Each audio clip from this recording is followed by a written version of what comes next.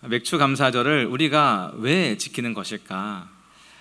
사실 이 맥추감사절은 좀 낯설다라는 느낌이 듭니다. 추수감사절은 좀 느낌이 있잖아요. 추수의 느낌도 있고 뭔가 이제 한 해를 조금 마무리하는 느낌, 결산의 느낌도 있는데 이 맥추감사절은 이 7월에 드리는 이 감사의 시간은 왠지 조금 피부에 와닿지가 않습니다. 이 맥추, 즉 보리를 수확한다라고 하는데 이 보리 수확이 그렇게 와닿지가 않아요. 보리를 농사를 짓는 분들이야 뭐 느끼시겠지만 우리는 크게 와닿지가 않습니다. 더군다나 이 맥추절은 이 구약의 절기입니다.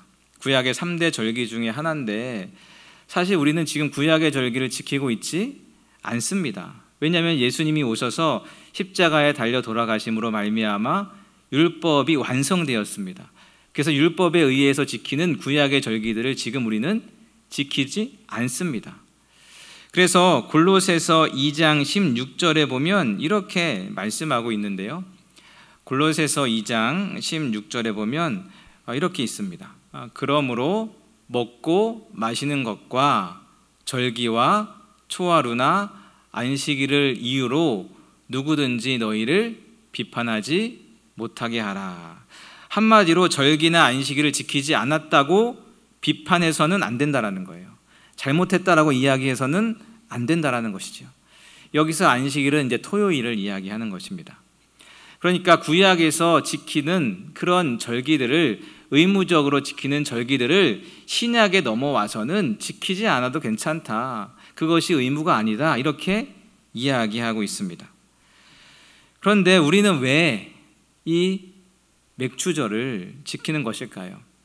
그렇게 피부에 와닿지도 않는 것 같고 그리고 지킬 의무도 없는 이 구약의 절기인 맥추절을 왜 한국 교회들은 대부분 전통적으로 이 맥추감사절을 지키고 있는가?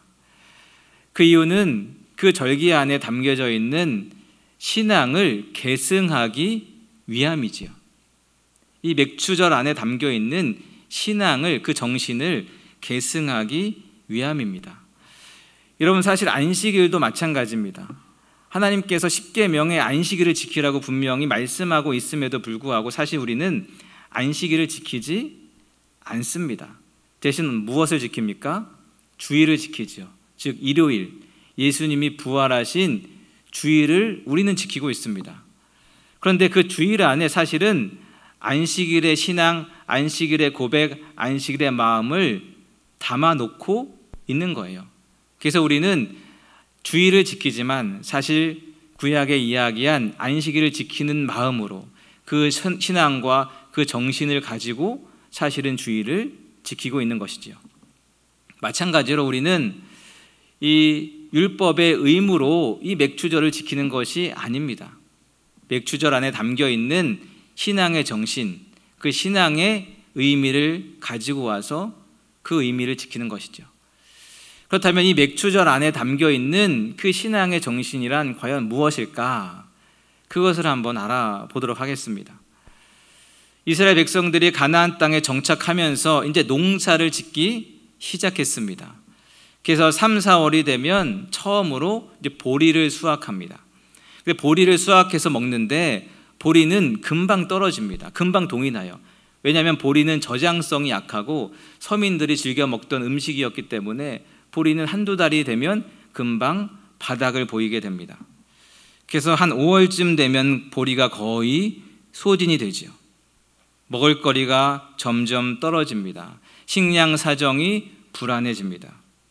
그러던 중에 이제 5월달, 6월달이 되면 본격적으로 밀을 추수하게 됩니다. 그리고 처음 수확한 그 밀을 하나님께 첫 열매로 드리게 되죠. 그래서 보리 수확과 밀 수확 사이에 그 첫 열매를 하나님께 드리는 그 절기가 맥추절입니다. 그러니까 맥추절은 무슨 절기입니까? 식량이 가장 부족하고 식량 확보가 불안한 그 시기에 생긴 첫 열매를 하나님께 믿음으로 드리는 감사의 절기입니다. 식량이 거의 바닥났습니다. 이제 먹을 것이 별로 없습니다. 이제 막 수확을 시작했어요. 이제 앞으로 수확을 계속할 수 있을지 아직 모릅니다. 아직 먹을 것이 많이 확보된 상태도 아닙니다. 그럼에도 불구하고 처음 수확한 그 수확물을 하나님께 드리는 거예요. 그러니까 맥주절은 풍요 속에 드리는 감사가 아닙니다. 넉넉하고 넘쳐서 흘러 넘쳐서 하나님께 드리는 그런 감사의 시간이 아닙니다. 배고픈 이 시기를 견디게 하신 하나님, 사실 아직도 배고파요. 아직도 부족합니다. 하지만 그럼에도 불구하고 이제 첫 수확을 시작하게 하신 그 하나님께 감사의 마음으로 드리는 절기지요. 앞으로 추수가 시작됩니다. 그리고 이 추수를 통해 나를 먹고 살게 하실 하나님을 기대하며 드리는 감사의 시간이기도 합니다. 그리고 이 감사의 의미를 당시 농경사회였던 우리나라가 그대로 가지고 왔습니다. 1900년대 우리나라는 굉장한 기아와 가난 가운데 살고 있었습니다. 6.25 전쟁 이후에도 마찬가지였습니다. 전쟁은 모든 기반 시설을 다 무너뜨렸습니다. 일상의 삶을 무너뜨렸기에 우리나라는 극심한 굶주림에 허덕여야만 했습니다. 그래서 작년에 수확한 쌀이 다 떨어지는 4월에서 6월 이 봄, 이 철이야말로 식량이 바닥나는 기아가 절정에 이르는 시기였던 것이지요. 그래서 이 시기를 흔히 보릿고개라고 불렀습니다. 말 그대로 보리가 익기 전까지 그 고갯길, 살아남기 위해 견디고 넘어야 할 그 고통의 언덕이었던 것이지요. 이때에는 식량이 다 떨어졌기에 먹을 것이 턱없이 부족했습니다. 그래서 나무 껍질, 칡, 냉이를 캐어 먹었습니다. 심지어는 쥐잡이용 쌀을 먹기도 했고 또 옆집의 쌀을 훔쳐서 먹기도 했습니다. 특히 어린아이들은 먹을 것이 없었습니다. 그래서 굶어서 죽는 아이들까지 생겨나게 되지요. 한 집 건너 한 집마다 굶어 줄임배를 채워야 하는 그런 아이들이 생겨났습니다. 그래서 어머니들은 풀이라도 캐서 죽을 수기 위해서 지게를 짊어지고 산으로 올라갔습니다. 어린아이들은 배가 고파도 밥 달라는 소리도 못합니다. 그냥 배고파 지쳐 울면서 그렇게 잠이 들지요. 그래서 그 시절 아이를 살린 것은 어머니의 눈물과 들풀이었다라는 말이 있을 정도로 먹을 것이 궁했던 시절, 굶주림과 싸우며 생사를 넘나들었던 그 보릿고개의 시절이 우리에게도 있었습니다. 그런데 그 보릿고개를 넘어 드디어 보리를 수확했습니다. 얼마나 기다렸습니까? 얼마나 배고픕니까? 얼마나 먹고 싶습니까? 그것을 빨리 밥을 지어서 굶주린 우리 아이들, 굶주린 우리 가족들 먹이고 싶지 않겠습니까? 그런데 그렇게 수확한 첫 열매를 하나님께 드리는 거예요. 그날이 바로 맥주 감사 주일이었던 것입니다. 우리의 믿음의 조상들은 그렇게 그 신앙과 그 고백으로 이 맥주 감사 주일을 지냈던 것이지요. 현실은 답답하고 결핍과 불안이 여전히 우리를 둘러싸고 있어도 그 고난 속에서 나를 살게 하신, 나를 살려주신 그 하나님의 은혜에 감사하는 것입니다. 그리고 앞으로 동일하게 나를 먹이고 나를 채우고 나를 인도하실 그 하나님께 감사하는 시간, 그 시간이 바로 맥주 감사 주일이었던 것이지요. 우리는 종종 끝나야 감사하지, 이 문제가 다 해결되어야, 완전히 해결되어야 감사하지, 아직은 아니야, 아직은 좀 더 기다려야 돼, 이렇게 이야기할 때가 있습니다. 그런데 이 맥주 감사 주일은 사실 이 중간에 드리는 감사의 절기입니다. 아직 문제가 다 해결되지 않았습니다. 아직 배고픔이 다 해결되지 않았습니다. 이제 막 수확을 시작했을 뿐입니다. 하지만 지금까지 베푸신 은혜, 그리고 앞으로 베푸실 은혜를 기억하며 중간에 드리는 감사의 시간입니다. 아직 완성되기 이전입니다. 아직 진행 중입니다. 하지만 그 진행 중인 중간에 하나님께 드리는 감사의 시간이죠. 그래서 우리가 이 맥주 감사 주일을 몇 월에 드립니까? 7월에 드리는 거예요. 7월 첫 주, 딱 중간이에요. 반년 동안 지켜주신 하나님의 은혜를 기억하며 감사하는 시간, 그리고 남은 6개월의 시간도 하나님께서 지켜주실 것을, 채워주실 것을 기대하고 소명하며 감사하는 그 시간인 것이지요. 그래서 맥주감사절은 과거를 돌아보며 하나님이 하셨다 고백하는 시간이고, 미래를 바라보며 하나님이 하실 것이다 고백할 수 있는 은혜의 시간인 줄로 믿습니다. 물론 우리는 이제 더 이상 곡식이 없어서 배를 고른 그런 시간은 우리가 보내고 있진 않습니다. 하지만 여전히 우리 삶에 여러 가지 결핍, 즉 여러 가지 보릿고개들이 여전히 존재하고 있습니다. 관계의 보릿고개들, 재정의 보릿고개들, 건강의 보릿고개, 영혼의 보릿고개, 그리고 믿음의 보릿고개. 우리는 끝도 없이 그런 보릿고개들을 힘겹게 넘어오며 살아가고 있죠. 이러한 시간들을 버티고 있는 우리들에게 이 맥주감사절은 하나님께서 여기까지 도우셨고 또 앞으로도 도우실 것이다라는 신앙 고백을 드릴 수 있는 그런 감사의 절기라는 것입니다. 바로 오늘 본문에 등장하는 내용도 그런 내용입니다. 우리 12절 말씀 우리 보십시오. 12절 보시면 사무엘이 돌을 취하여 미스바와 센 사이에 세웁니다. 그러니까 돌을 취하여 기념비 하나를 세운 거예요. 도대체 무엇을 기념하는 돌인가? 무엇을 기념하기 위해서 세운 것인가? 그것을 이해하기 위해서는 지금까지의 역사를 조금 살펴볼 필요가 있습니다. 사무엘상 4장에 보면 이스라엘이 이 블레셋과 전투를 벌이게 되는데요, 이 전투에서 이스라엘이 패배하게 됩니다. 4,000명이 죽게 되죠. 그리고 이스라엘 백성들이 안 되겠다, 하나님의 임재를 상징하는 언약궤를 가지고 와서 싸우면 우리가 이길 것 같다. 그래서 실로에 있는 언약궤를 가지고 나와서 언약궤를 앞세워 두 번째 전투를 벌입니다. 그런데 결과는 어떻게 됩니까? 더 크게 집니다. 그리고 언약궤마저 빼앗기게 되지요. 그리고 그 자리에 있었던 엘리의 두 아들이 죽게 됩니다. 그리고 그 아들이 죽었다라는 소식을 들은 제사장 엘리가 넘어져서 죽게 되지요. 그리고 그 며느리가 출산하던 중에 죽게 됩니다. 그리고 그렇게 태어난 아이에게 이가봇이라는 이름을 붙여줍니다. 그 이름의 뜻은 하나님의 영광이 떠났다라는 뜻입니다.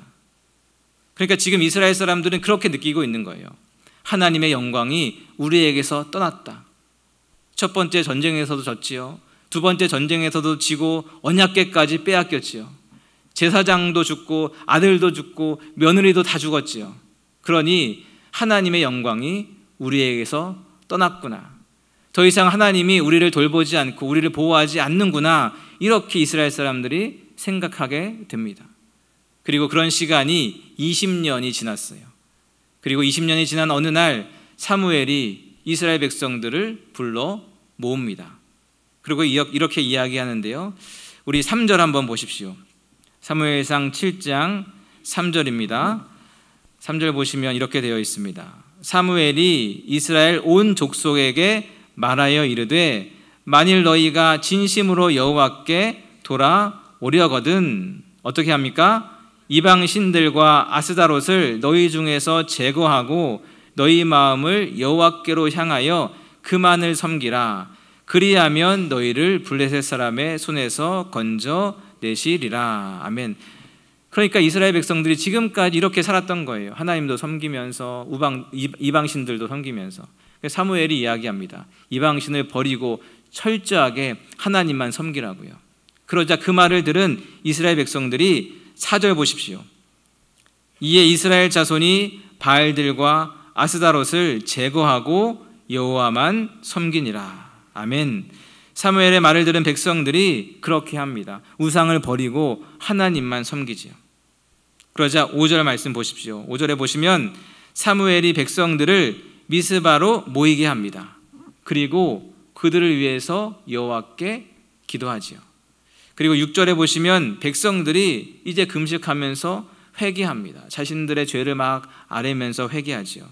그리고 7절에 보면 블레셋 사람들이 그 소식을 듣고 이제 이스라엘 백성들을 공격하기 위해서 출정합니다. 그리고 그 소식을 들은 백성들이 두려워해요. 왜냐하면 블레셋에게 2번의 패배의 경험이 있기 때문이죠. 그런데 결과가 어떻게 되느냐? 10절 말씀, 우리 10절 말씀 함께 읽겠습니다. 시작. 사무엘이 번제를 드릴 때에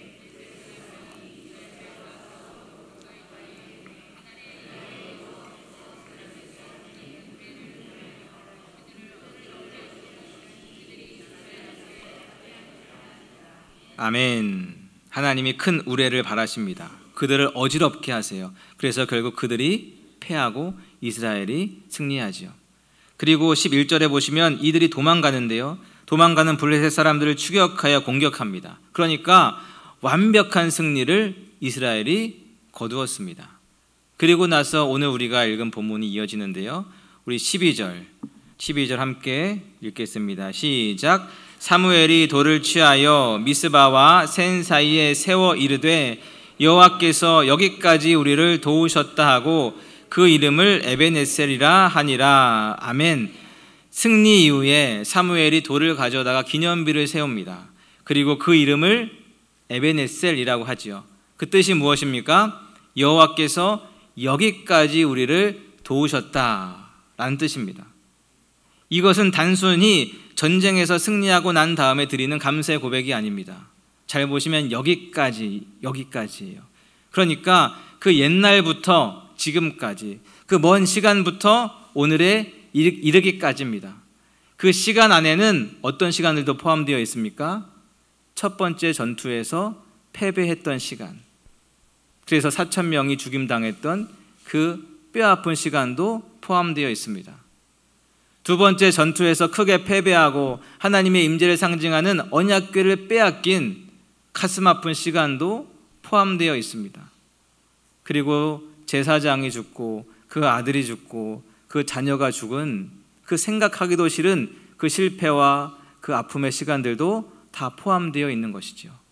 그 모든 시간을 다 포함하여 보니까 하나님이 여기까지 도우신 거예요.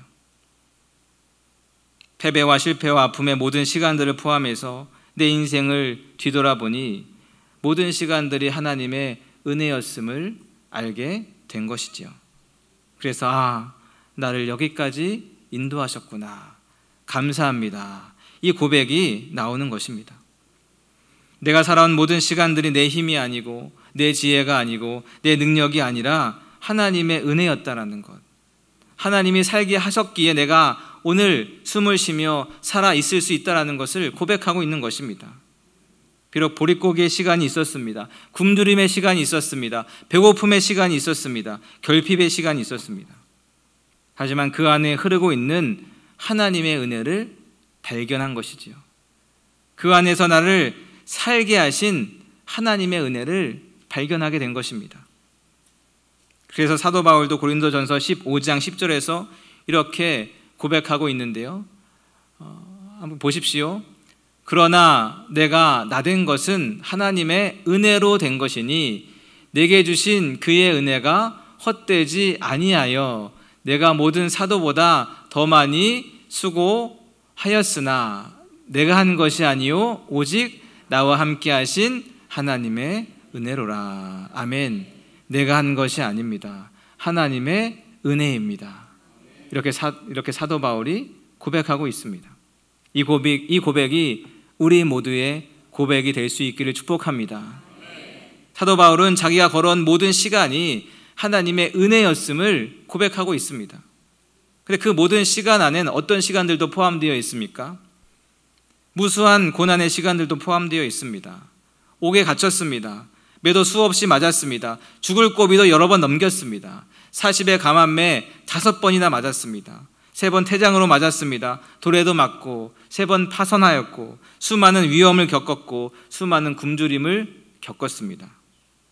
하지만 그 모든 시간을 통과해 뒤돌아보니 그 어려움 중에도 나를 살게 하신 하나님, 나를 여기까지 오게 하신 하나님, 모든 것이 하나님의 은혜였구나 고백하고 있는 것이지요. 때로는 아픔이 있었고 고난이 있다 할지라도 견딜 수 있는 믿음을 주셨습니다. 그 과정을 통해서 하나님을 더 깊이 알아갈 수 있었습니다. 그 시간들을 통해서 하나님을 더 의지하는 법을 배웠고, 더 주님을 신뢰하는 법을 배웠고, 더 기도하는 법을 배울 수 있었습니다. 그리고 이전에는 관심이 없었는데 이 어려움의 시간을 겪으면서 나와 함께 어려움의 시간을 견디고 있는 그들이 눈에 들어오기 시작하는 것이죠. 뒤돌아보니 하나님의 은혜가 없었던 적이 단 한순간도 없었음을 알게 됩니다. 그것이 이 돌에 담긴 의미인 것이죠. 또한 돌을 세웠다라는 것은 무슨 말이겠습니까? 여기까지 도우신 하나님의 은혜가 앞으로도 계속해서 이어진다라는 말이죠. 그래서 그 돌을 바라보는 사람들에게 이야기하고 있는 것입니다. 지금까지 우리를 있게 해주신 하나님의 은혜가 앞으로도 계속해서 이어질 것이니까 그 돌을 보면서 기억하라라는 말이죠. 실제로 이스라엘 백성들은 전쟁에서 승리한 다음에 어떻게 됩니까? 13절 보십시오. 13절 보시면 이에 블레셋 사람들이 굴복하여 다시는 이스라엘 지역 안에 들어오지 못하였으며 여호와의 손이 사무엘이 사는 날 동안에 블레셋 사람을 막으심에. 아멘. 사무엘이 살아있는 동안 두 번 다시 블레셋 공격이 이루어지지 않았습니다. 지속적이고 안정적인 하나님의 보호하심이 있었던 것이지요. 또 14절 보십시오. 블레셋 사람들이 이스라엘에게서 빼앗았던 성읍이 에그론부터 가드까지 이스라엘에게 회복됩니다. 이스라엘이 그 사방 지역을 블레셋 사람들의 손에서 도로 찾았습니다. 또 이스라엘과 아모리 사람 사이에 평화가 있었습니다. 빼앗겼던 땅, 빼앗겼던 성, 빼앗겼던 모든 것을 다시 회복하지요. 그리고 그 땅에 전쟁이 그치고 평화가 임하게 되는 것입니다. 그리고 15절부터 보시면 사무엘이 꾸준히 말씀을 전합니다. 예배를 회복하고 신앙의 질서를 잡아갑니다. 그러니까 여기까지 도우신 하나님이 그걸로 그치는 것이 아니고요. 앞으로도 내일도 모레도 앞길도 계속해서 인도하신다는 사실을 그 기념비가, 그 에베네셀 돌이 우리에게 이야기해주고 있는 것이지요. 하나님의 은혜가 마무리된 것이 아닙니다. 하나님의 은혜가 우리의 인생 가운데 앞으로도 계속될 것을 그 기념비가 이야기해주고 있습니다. 그래서 그 기념비를 에베네셀이라고 부르죠. 하나님이 여기까지 도우셨다. 그리고 앞으로도 하나님이 우리를 도우실 것이다. 여러분의 상반기를 한번 돌아보십시오. 지금까지 지내온 여러분의 인생을 생각해 보십시오. 기쁘고 즐거운 승리의 시간도 있었겠지만 생각하기 싫은 패배와 아픔의 시간도 있지 않았습니까? 아니, 하나님이 너무하신 거 아닌가? 하나님이 나를 떠나신 거 아닌가? 하나님의 영광이 이제는 나에게 있지 않은 것 아닌가? 라는 생각이 들 만큼의 아픔과 속상함과 고통과 눈물의 시간도 있지 않았습니까? 풍족한 시간들도 있었겠지요. 하지만 결핍의 시간들, 이것도 부족하고 저것도 부족하고 저것도 부족한 결핍의 시간들도 있지 않았습니까? 가정이 무너지고 관계가 무너지고 건강이 무너지는 시간들도 있었을 것입니다. 그러나 그 숱한 고난과 어려움 속에서도 하나님께서 우리를 여기까지 도우신 줄로 믿습니다. 우리 가정을, 우리 자녀를, 우리 직장을, 우리 교회를 여기까지 도우신 줄로 믿습니다. 그리고 그 하나님께서 앞으로 우리 남은 시간도 주의 돌보심과 은혜로 가득 채워주실 것을 믿습니다. 오늘 바로 그런 시간이에요. 맥주 감사주일은 바로 그런 시간입니다. 여기까지 도우시고 앞으로 도우실 하나님을 생각하며 감사와 찬송을 세우는, 그런 기념비를 세우는 그런 날이 바로 맥주 감사 주일인 것이지요. 사랑하는 여러분, 우리 믿음의 조상들은 바로 그런 신앙 고백으로 이 맥주 감사 주일을 지켰습니다. 여러분은 오늘 어떤 마음으로 이 절기 앞에 서 있습니까? 배고픈 보릿고개를 지나왔지만 하나님이 여기까지 도우셨다. 눈물과 고통과 아픔의 시간을 견뎌왔지만 그래도 하나님이 여기까지 도우셨다. 그리고 앞으로도 하나님이 도우실 것이다. 오늘 우리에게도 이 에베네셀의 믿음의 고백이 있길 축복합니다. 하나님이 우리를 여기까지 도우셨습니다. 그리고 앞으로도 선하게 인도하실 것입니다. 그 믿음으로 우리에게 주어진 모든 시간들을 하나님에 대한 감사와 찬양과 기쁨으로 채워나가시는 우리 모든 성도님들 될 수 있기를 주님의 이름으로 축원합니다.